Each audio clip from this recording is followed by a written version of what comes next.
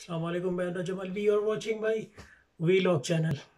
आज हम आपको बताएंगे इंडिया में सफ़ाए मातम बिछा हुआ है। उसकी वजह यह है कि पेंटागन ने आज एक नया नक्शा पाकिस्तान का जारी किया है, जिसमें कश्मीर जो है वो पाकिस्तान का हिस्सा दिखाया है। मकबूजा कश्मीर भी, हमारे पास तो कुछ हिस्सा है, वो तो है ही हमारा। मकबूजा कश्मीर भी पाकिस्तान का हिस्सा उसमें दिखाया है, पेंटागन ने जारी किया है।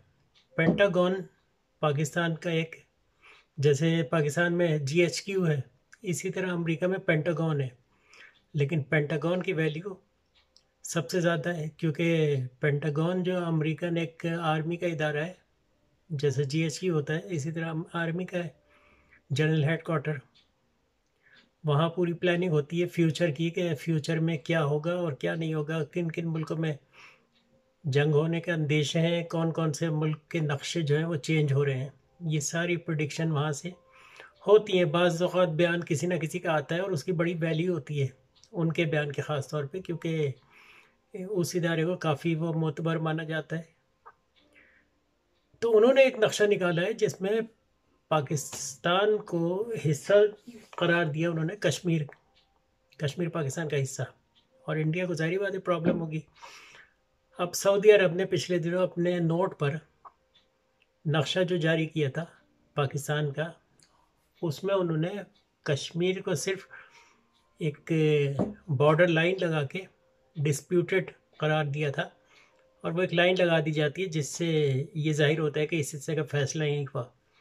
तो इस पर पाकिस्तान में काफ़ी एंकरों ने कहा कि भाई चलो ये अच्छी बात है कि सऊदी अरब ने कम अज़ कम ये मामला डिस्प्यूटेड तो मामला यानी जाहिर किया उसमें कि भाई ये ना तो उनका ना हमारा है, लेकिन इस मसले का फ़ैसला होना है। उस पर भी इंडिया ने काफ़ी शोर मचाया था, जिसकी वजह से उन्होंने नोट पे उस नक्शे को चेंज करने का वादा कर लिया, क्योंकि उनकी काफ़ी इन्वेस्टमेंट वगैरह है और इंडिया से ताल्लुक़ात आजकल बहुत अच्छे हैं। क्योंकि अर्दगाल ड्रामे में जो सिस्टम दिखा रहे हैं वो आज तक चल रहा है, यानी अपने अपनों के ही दुश्मन होते हैं और गैरों का ज़्यादा साथ देते हैं। तो जो ड्रामे में दिखाया जा रहा है वही हो रहा है। तो उन्होंने वो वादा कर लिया इंडिया से कि भाई हम इस नोट पर से नक्शा जो है चेंज कर देंगे, और फिर नया नक्शा सुनाया कि उन्होंने जारी किया है, जिसमें इस दफ़ा उन्होंने वो सारा हिस्सा जो है इंडिया का करार दे दिया है। अब पाकिस्तान को प्रॉब्लम होने लगी है कि भाई ये तो डिस्प्यूटेड मामला था, उस पर तो हम राज़ी थे, लेकिन इस पर तो हम नहीं राज़ी कि तो आप सारा हिस्सा जो उनके नक्शे में शामिल कर दो। खैर, ये चूहे बिल्ली का खेल तो चलता रहता है, जैसे कि आपको पता है। एक नई दूसरी खबर यह है कि डॉलर जो है उसकी मौत हो रही है अगले 10 सालों में। क्योंकि पुराने ज़माने में ये होता था कि सोने के बदले डीलिंग होती थी, और सोने की बड़ी वैल्यू होती गोल्ड। गोल्ड के अगेंस्ट जो है आप किसी मुल्क से कोई चीज़ ख़रीदते थे, और उससे पहले नमक के अगेंस्ट ख़रीदते थे, और उससे पहले जो है आप अपने जानवरों के अगेंस्ट के भाई इतने हज़ार बकरियाँ ले लो तो इतने 100 गाय दे दो। इस तरह हमेशा जो है किसी ना किसी खुराक के बदले खुराक, और जानवर के बदले जानवर, फूड के बदले फूड। फिर गोल्ड में शुरू हो गई थी। अब ये है कि अमेरिका ने चालाकी दिखाई, उसने सोचा कि हम अपने डॉलर को जो सुप्रीम बनाएं, तो उसके लिए उन्होंने सऊदी अरब से वादा किया। जब ऑटोमन एम्पायर ख़त्म हुई और वो हिस्सा जो है वो सऊदियों को दिया गया, क्योंकि वो सब तो मिस्र से आए हैं, और मिस्र से जो लोग आए थे उनको बादशाह दी थी, सऊदी ख़ानदान था एक। तो उनसे ये गारंटी ली थी कि भाई आप जितना भी, जब उनके ऑयल निकला, ऑयल भी अमेरिका ने ही दरियाफ़्त किया था वहाँ पे, जब ऑयल निकला तो उनसे ये वादा लिया कि भाई हम आपकी किंगडम को प्रोटेक्ट करेंगे सारी ज़िंदगी, और आप जितना भी ऑयल मुल्कों को बेचेंगे, तेल यानी, तो डॉलर के अगेंस्ट बेचेंगे, किसी और करेंसी में नहीं। आप उनसे कहेंगे कि डॉलर दो। तो ये मुआहदा करने के बाद जो है डॉलर जो है वो सुप्रीम हो गया, पूरी दुनिया में सबसे ज़्यादा डॉलर की वैल्यू हुई। क्योंकि जिस मुल्क ने भी दूसरे मुल्क से कुछ ख़रीदना होता है, वो पहले अपनी करेंसी में डॉलर ख़रीदेगा, फिर उसके बाद उस मुल्क को डॉलर देगा और ख़रीदेगा। तो इससे जितनी बार आप डॉलर ख़रीदते हैं उसमें आप कुछ ना कुछ तो आपको पैसे देना पड़ते हैं, और जिस करेंसी की वैल्यू ज़्यादा होती है वो ऊपर जाती है, बढ़ जाती है। जबकि अगर गोल्ड में काम हो रहा होता तो ज़्यादा फ़ायदे में रहते हैं। उसकी वजह ये है कि गोल्ड जिन मुल्कों में सबसे ज़्यादा है वो एशियन कंट्रीज़ हैं। ब्रुनाई हो गया, सऊदी अरब वगैरह में बहुत गोल्ड है, पाकिस्तान में गोल्ड है, ईरान में है, चाइना में है, हर जगह से गोल्ड निकाला जाता है अच्छा खासा। लेकिन ये कि अमेरिका और यूरोप वगैरह में इतना नहीं है, लेकिन इतना नहीं है। लेकिन ये कि बस अकल से काम लें तो मुल्क ज़ाहिर बात है तरक्की करते हैं, गलत फैसले करें। लेकिन कुछ मुल्क ऐसे हैं जिनकी आवाम अपने मुल्क से मोहब्बत करती है और उसके अगेंस्ट नहीं जाती है। कुछ मुल्क ऐसे हैं जहाँ की आवाम चाहती है पैसे आ जाए, मुल्क जाए भाड़ में, जैसे कि आपको पता ही है, समझ रहे हैं मेरी बात को। तो इस तरह हुआ। तो इस चालाकी में जो है वो डॉलर की वैल्यू बहुत ज़्यादा बढ़ गई थी। लेकिन अब प्रॉब्लम ये मची हुई है कि युआन, चाइना की करेंसी, चाइना ने कहा हम अपनी करेंसी में ऑयल सऊदी अरब से ख़रीदेंगे, और सऊदी अरब से ये कह भी रहे हैं वो कि आप अब युआन जो है उसमें ऑयल बेचा करें, क्योंकि सबसे ज़्यादा तो चाइना ख़रीदता है। तो अब ये अंदर अंदर खिचड़ी पकड़ी है कुछ ट्रम्प साहब के जाने के बाद और जो बाइडन के आने के बाद जो है ये कुछ अंदर अंदर जो है वो सिक्योरिटी का मामला भी हो रहा है। सऊदी अरब की सिक्योरिटी का मामला, उनकी करेंसी भी गिर गई है और कर्जे में भी डूब रहे हैं। तो अब उनको उस किस्म की सिक्योरिटी तो मिलेगी नहीं जो अमेरिका देता था। तो अब वो चाह रहे हैं कि चाइना से उन्हें सिक्योरिटी मिले, और चाइना ने वादा भी कर लिया कि उनको सिक्योरिटी देगा उनकी बादशाहत बचाने के लिए। तो इस तरह कुछ लोग कुछ दो में तो दुनिया चल रही होती है। तो अब ये ख्याल जाहिर किया जा रहा है कि डॉलर की मौत होने वाली है, और अगर डॉलर की मौत हो गई और युआन आ गया तो एशिया जो है फ्यूचर का, एशिया जो है वो फ्यूचर का अमेरिका बन जाएगा। यानी सबसे अमीर मुल्क ऑलरेडी एशिया ही है, चारों मौसम एशिया में होते हैं। लेकिन वही है कि हमें उसकी वैल्यूज़ का नहीं पता। यूरोप वगैरह में अगर 4 मौसम हो तो वो कहाँ से कहाँ पहुँच जाए। हर किस्म के एग्रीकल्चर कंट्री हमारा है, यानी इंडिया, पाकिस्तान, ये सब एशिया में आते हैं। बाकी आपस की लड़ाइयाँ तो एक अलग है। लेकिन ये कि जो भी मुल्क एशिया में मौजूद है उसके फ़ायदे अगर गिनाए जाए तो बहुत ज़्यादा है, और फ्यूचर में हो सकता है कि इसराइल भी अमेरिका को छोड़ के जो है और चाइना की तरफ और सऊदी अरब की तरफ आ जाए। कुछ ऐसे हालात लग रहे हैं। वैसे हमारे तो प्रेडिक्शन अजीब व गरीब की जाती है, जैसे इसराइल सऊदी अरब पर कब्ज़ा करने आ रहा है और पुराने ज़माने का वो हैकर सुलेमानी दोबारा तामीर हो रहा है। ये सारी प्रेडिक्शन तो लोग दे रहे हैं। लेकिन ये कि जहाँ तक इतना सा मुल्क है इतने लोगों को नहीं पकड़ सकता।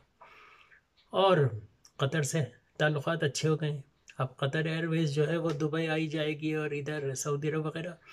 और उन्होंने कहा है कि ये कतरी हमारे भाई हैं, अरबी भाई हैं, और उन्होंने उनसे जो है फ़ोन करके दोस्ती कर ली। अर्दगान, सबसे बड़ी डेवलपमेंट जो ये हुई है कि अर्दगान को शाह सुलेमान ने फ़ोन किया कि भाई आपस के झगड़े ख़त्म करके और ताल्लुक़ात जो है दोबारा बना लिए जाएँ। तो ये बहुत बड़ी ख़बर है। ठीक है, गेम चेंजिंग है। और ख़ास खबर तो यही थी कि भाई पेंटागन ने जो नक्शा जारी किया है उस पर इंडिया जो है वो चीखें मार रहा है कि भाई ये क्या हो गया। और पेंटागन एक बहुत बड़ा इदारा है, वहाँ से कोई नक्शा जारी हो तो इसका मतलब है कि कोई वैल्यू रखता है, उसका जो डिसीजन जो है कोई वैल्यू रखता है, जिसकी वजह से ये सारी हरकतें हो रही है। इधर इमरान खान ने जो है वो जिन लोगों ने मुल्क की दौलत चुराई थी उनसे रिकवरी शुरू हो गई, और अच्छा खासा पैसा जो है उन्होंने, इमरान खान ने कई बिलियन रुपए जो है रिकवर करवा लिए हैं। और होना भी यही चाहिए भाई। अब इतने साल 30 साल में उन्होंने कुछ नहीं किया, और 2 साल में हमारी इकॉनमी जो है वो आहिस्ता आहिस्ता बेहतर हो रही है, इंडस्ट्री वगैरह चलने लगी है। वरना हमारे यहाँ की इंडस्ट्री तो बांग्लादेश शिफ्ट हो रही थी, जैसे कि आपको पता ही है।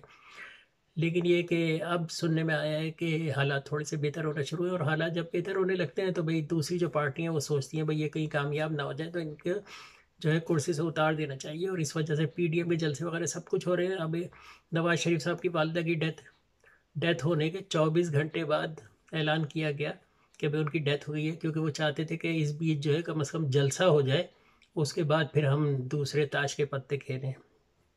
तो इन्होंने जलसा कैंसिल नहीं किया, और जलसे के बाद ऐलान किया गया कि भाई उनकी डेथ हो गई है, सिंपैथी लेने के लिए, जो कुछ भी समझे आप।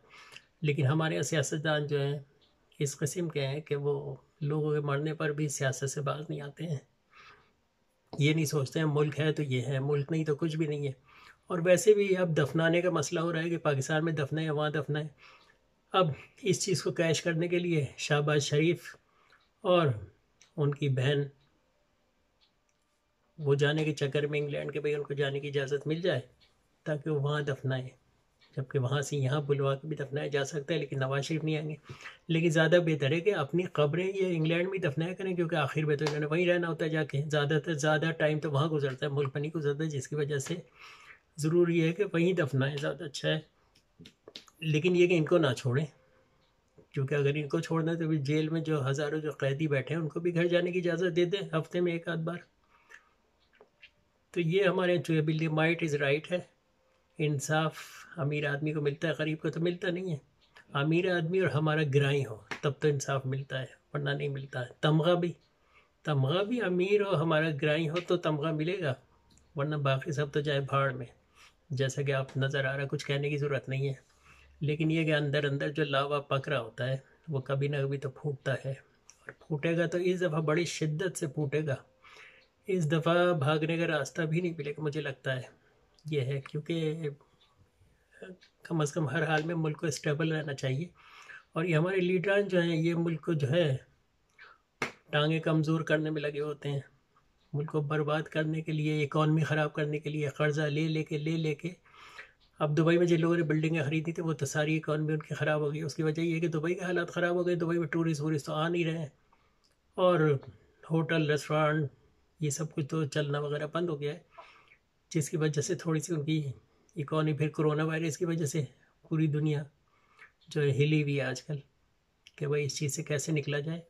लेकिन ये है कि जिस तरीके से एकदम से वायरस आया है और दुनिया भर में फैला है और हज़ारों लोगों को मार दिया है और डराया ज़्यादा जा रहा है, इससे कोई कोई फ़वाद हासिल कर, कहीं ना कहीं कोई इससे फ़वाद हासिल कर रहा है। ये कोई चाल लगती है और तो कुछ नहीं है, क्योंकि वैसे भी इन्फ्लुएंजा वगैरह का बुखार हर साल आता है और हर साल लोग जो है मरते हैं, लेकिन उसको इतनी हाइप क्रिएट नहीं की जाती है। बर्ड फ्लू आता है या काउ डिजीज़ आ गया था, ये सारी चीज़ें भी आई हैं और चली गई हैं, और इतना शोर नहीं बचाएगा जितना कोरोना वायरस के लिए शोर मचाया गया जा रहा है। और पूरी दुनिया की इकॉनमी, रेस्टोरेंट और ये ट्रैवलिंग वगैरह, टूरिस्ट का आना जाना सब कुछ बंद है। एयरलाइनें बंद हैं। तेल की प्राइसें कम हो गई हैं क्योंकि तेल इस्तेमाल नहीं हो रहा है। तो अब इससे क्या हासिल किया जाए कुछ समझ में नहीं आ रहा है, लेकिन इसकी आड़ में चाइना जो है दिन ब दिन ताकतवर हो रहा है, इसकी ज़्यादा फिक्र है लोगों को। चलो ठीक है, सब्सक्राइब करें, बेल आइकन दबाएं। मैं हूं Najam Alvi, you are watching my vlog channel. और फेसबुक पे कम से कम ज़रूर शेयर कर लें ताकि थोड़ी सी लोगों को नॉलेज मिले। और कमेंट्स में अगर आपको ये वीडियो कैसी लगी है वो आप कमेंट्स में लिख दे सकते हैं। अगर आपको शिकायत है तो वो भी लिख सकते हैं, तो वो हिस्सा जो है हम डिलीट कर देंगे जो आपकी मर्ज़ी के ख़िलाफ़ है। चलिए ठीक है, शुक्रिया, खुदा हाफिज़, अपना ख्याल रखें।